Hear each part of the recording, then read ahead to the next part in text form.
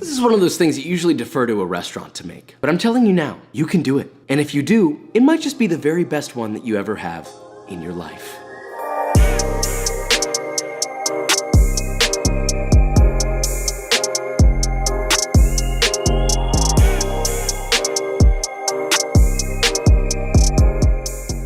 Okay, so today we're making pad thai. We're gonna make this as traditionally as we possibly can, given the location and there are certain ingredients that we can't acquire, but we're gonna do our very best to have all the proper ingredients and do it simply, but authentically. It's not difficult, it really is not. It's just a matter of a little bit of proper technique, having the right ingredients. Please do not sub ingredients. It's too often that people see something and they don't think that they can find it. Just please take a couple seconds and try to find a local Asian market, go and grab this stuff because you will thank yourself for it. Now, with all that said, let's make this, shall we?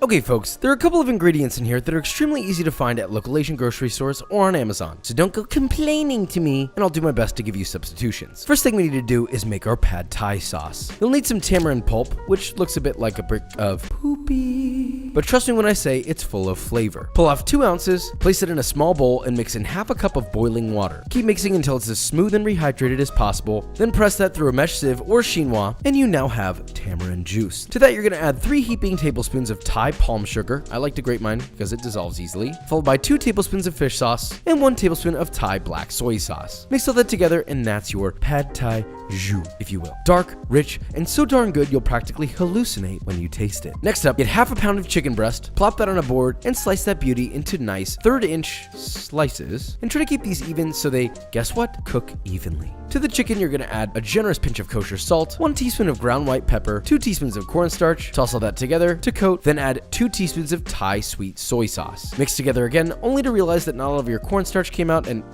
Alright, now let's talk noodles. Y'all are always thinking too damn nasty, too nasty. You'll need about 8 ounces of dried pad thai rice noodles. Pop those into a large bowl and cover with hot water. Make sure they're completely submerged and let them soak for 15 to 20 minutes or until the texture is al dente. Then drain the water out through a colander and your noods are hot and ready. Now before we stir fry everything together, let me introduce you to the all-important dried shrimp. You don't skip this. Get yourself 1/3 cup of those little men, pop them in a food processor, and process on high speed until it reaches as fine of a powder as possible. Sure, they smell a little funky, but they shan't be excluded. It's worth venturing out for Papa's special ingredients. Now we're ready to stir fry. Heat a large wok over medium-high heat, add 3 tablespoons of high-heat cooking oil, then once that's shimmering and very hot, swirl your pan to coat the edges, add your chicken in batches, stirring for about 2 to 3 minutes per side to get a beautiful golden brown chicken boob. That's cooked all the way through, no medium rare chicken, that's obvious. Then remove your chicken and set to the side. Now place your wok back onto the heat, heat up another 3 tablespoons of oil over medium-high, and once it's screaming hot, add in your ground dried shrimp. Stir fry, shaking the pan vigorously while constantly stirring, and let those cook until golden brown and toasted. They should smell beautifully fragrant in the most amazing way. Then add 2 thinly sliced shallots. Stir fry that constantly for 2 to 3 minutes or just until they begin to soften. Then add 4 cloves of garlic, which have been thinly sliced. Stir fry for yet another 2 minutes. Then you can optionally add 1.5 tablespoons of finely minced zakai, which is Thai salted daikon. Again, optional. Please don't freak out on me, alright? It's optional. Stir fry for another minute or 2, then finally add your soaked and drained rice nudes. Followed by that beautiful pad thai sauce. Crank your heat to high and vigorously shake to stir fry together until all the ingredients are evenly distributed and everything is hot. Then immediately reduce your heat back down to medium-high. Push all of your noodles to one side, then separately beat together 2 to 3 eggs in a bowl until completely homogenized and pour into the empty space that you made in your wok. Let that cook for 30 seconds, then go ahead and just scramble. Once your eggs are cooked through, stir fry that all together to evenly distribute. Then add 1 cup of Chinese garlic chives, 1 cup of mung bean sprouts, and your cooked chicken. Stir fry all that together just until the garlic chives begin to wilt. About 2 more minutes. Now pull that off the heat, and look, you can serve this in bowls, but honestly, I think it looks quite nice in a wok should you serve family style. Add a generous amount of crushed toasted peanuts, that's peanuts, not peanuts, and more additional fresh mung bean sprouts. Although I don't really love mung bean sprouts that much. Just a side note, I think they're really overrated, sorry. Anyway, this looks like a beautiful, proper pad thai. Now let's see if it tastes as good as it makes my body feel when I gaze upon its sensuous beauty. Woo! Pad thai! Let's go, look at that. Look at that. I think this is a great family style way to plate. Unless you have anyone that's allergic to peanuts, then you can't do this. Oh, peanuts, ow. Just a little, not gonna hurt me. No. Ah! Gonna get a plate. This is a family style plate up, so obviously you don't eat out of here unless you're nasty. I don't like mung bean sprouts, so I'm not putting any on mine.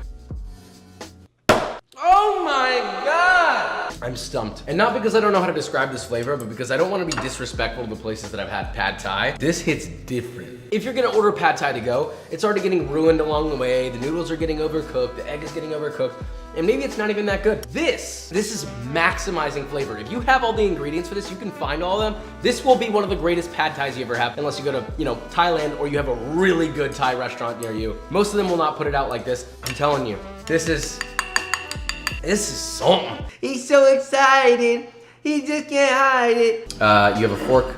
That's illegal, but whatever, I'll accept it. This does hit diff. Yeah, that goes somewhere else in your body. This is a statement. I think this is the best pad thai I've ever had. Woo! It's that good. You heard it here first, folks. Best pad thai Vikram's ever had. It could be yours too. It could be yours too. And if you want it to be, all you gotta do is follow this recipe. Pop, I love you. You wanna know what else makes you have late night sweaty dreams about noodles? B-roll.